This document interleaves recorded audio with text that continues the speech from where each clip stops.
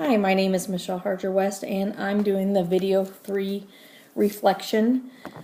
This time I was teaching in a 4th grade special education class, doing a math lesson on division, which was quite a bit different than the last 12 weeks of my other 2 previous videoed lessons that were in a 1st grade regular ed classroom. While it did have diverse learners, not quite as diverse as the 5 or 6 kids that I deal with in the 4th grade special education classroom. They all have learning disabilities to certain degrees, and some are lower than others. The division, we were just introducing this lesson, and we had finished up with multiplication, and the division is super difficult for them to grasp. Could tell they were really getting frustrated. We tried to use some different manipulatives. One particular lesson probably spanned 3 days before we could move on to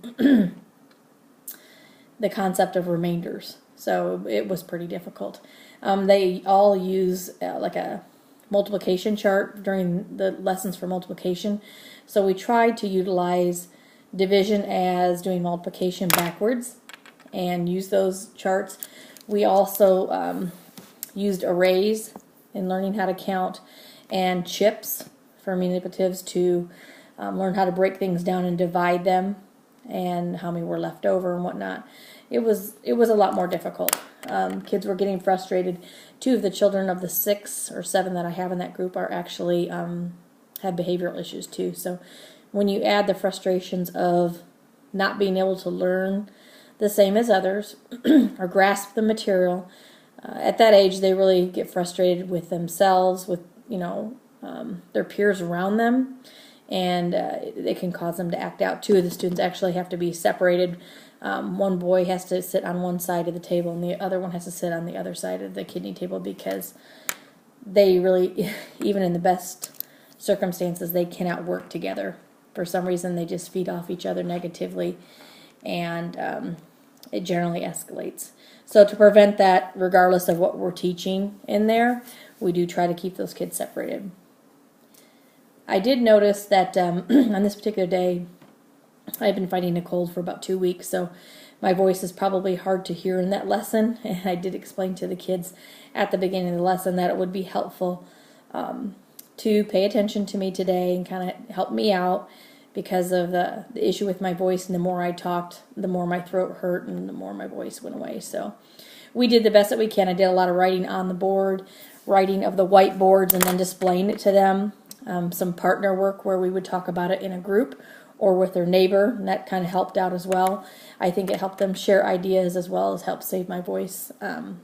We do a lot of the sharing in the classroom because it's a small group, and we can talk about things that maybe they didn't understand or were frustrated with, or things that they were successful in achieving, in whether it was multiplication or division.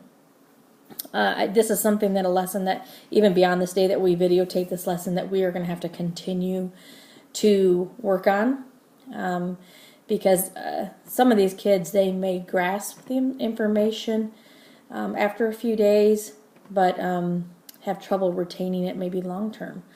So, and I noticed that too with a couple kids, that they maybe did well with multiplication lessons, and then when it came time for review and the test, either they were nervous and had anxiety about it, or they lost their confidence, because once you get to the test, they're doing it more independently, even though I might be reading the word problems, but doing the work and showing their work, they're doing it more on their own. So it's along the same lines with the division. So I'm noticing that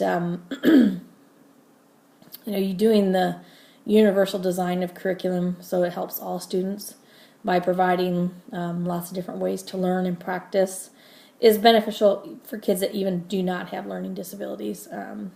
I know myself, I remember things more if I'm able to practice different ways and have hands-on, not just maybe reading the material. So I think that's beneficial for them too. So because learning might be, or reading might be an issue for them. So when you're doing a word problem and they struggle with reading and math as well, they have a lot to decipher, so that can be frustrating. So I did enjoy doing the lesson. I enjoy working with special education kids, and look forward to doing that in the future. So I hope you enjoyed the lesson. Thanks.